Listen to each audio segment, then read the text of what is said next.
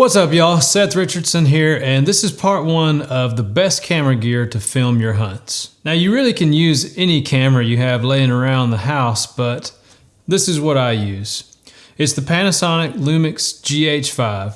Now, Panasonic just released the GH5S, and that's supposed to be a little bit better in low light, but it's also got a higher price tag, and there's a few other things that they've changed. Overall, I think it's fairly minor, but I don't have one yet, so Panasonic, if you're watching this and you want to send me one, that'd be great. Back to the GH5. I love this camera. I love the ergonomics. I love the layout of the buttons, the white balance, the ISO. It's got all the right buttons in all the right places. That sounds like an old country song. It has plenty of function buttons that are easily customizable. It's also got a great touchscreen, and one of my favorite things about this camera is the tap to focus feature. I can set the focus to manual, and I can tap the screen, and the camera will focus on whatever's inside a little on-screen box that I can move around. So I use this all the time hunting.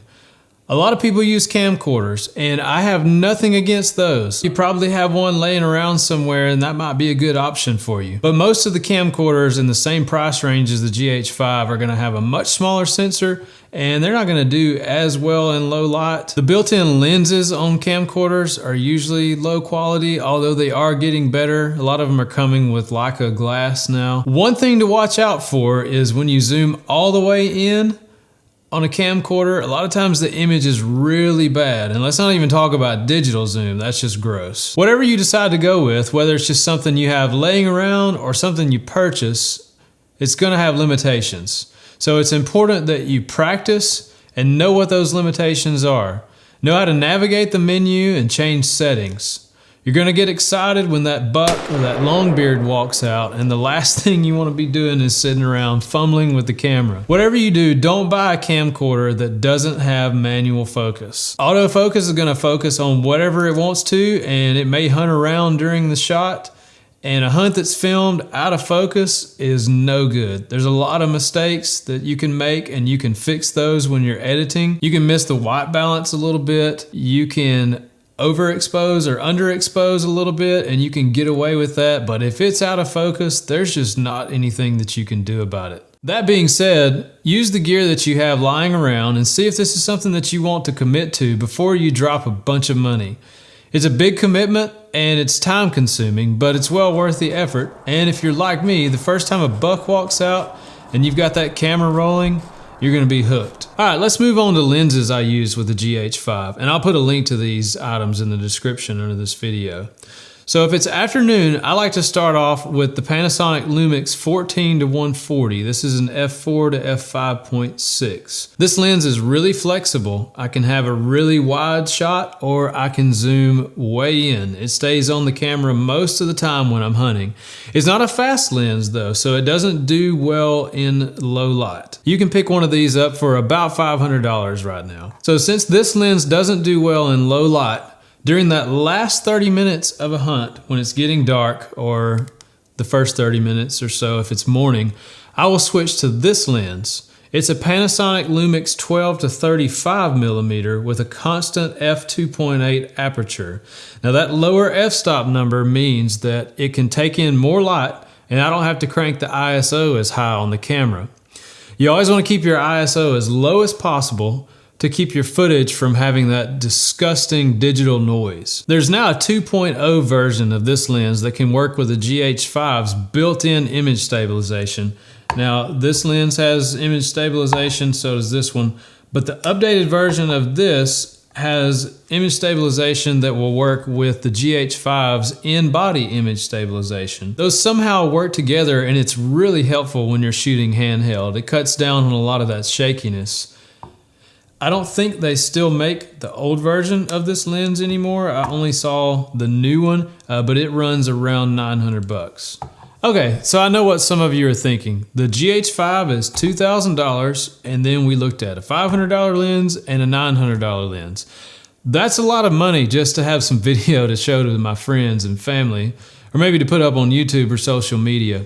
So here's a couple of options that will save you some money, and they still have a lot of the same features and image quality. The first option is the GH4. It's what I'm shooting this video with right now. It's a great camera, it's just the predecessor to the GH5. It lacks a few things the GH5 has. It doesn't perform quite as well in low light, but it's still a great camera.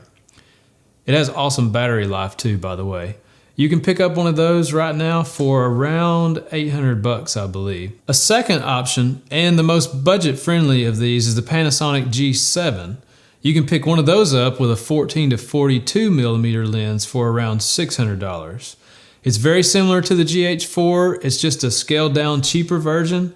All of these shoot 4K, by the way, which isn't necessary, but it is nice to have available if you've got a computer that can handle it. The other option, and I think the best value, is the Panasonic G85.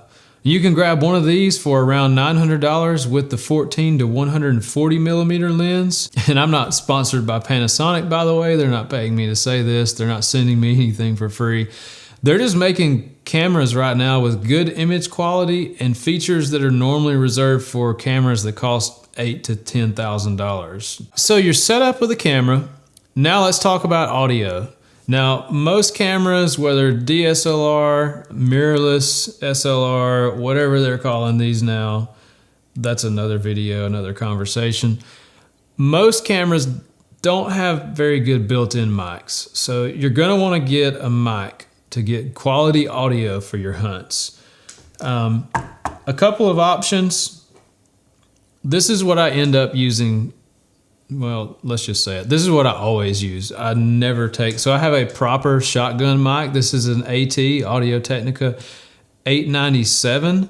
It's a great mic, but let's face it, I'm probably not gonna haul this thing around in the woods and stick it on top of my camera. So that is an option. If you wanna do that, you'll have great audio. What I use is the Rode Video Micro. It's tiny. It's $60. It comes with a shock mount. It comes with a fuzzy, furry, whatever you want to call it, windscreen, most of the time known as a dead cat. It easily attaches right to the camera, comes with a cable that attaches to the camera, which I have in use right now, so I won't show that. This will get you great quality audio for really cheap, and it doesn't take up a lot of space in your bag, and you can pretty much just throw this mic around and not worry about it. Another option, if you want the best audio, but not a huge shotgun mic, is the Rode Video Mic Pro. I don't have one of these, but it's a little bit bigger than this mic. It also attaches to the top of the camera, comes with everything you need, plugs directly into the camera. But it also takes a battery and it has a little bit better sound quality. Not too expensive either, so that's an option. I'll put a link to that in the description too.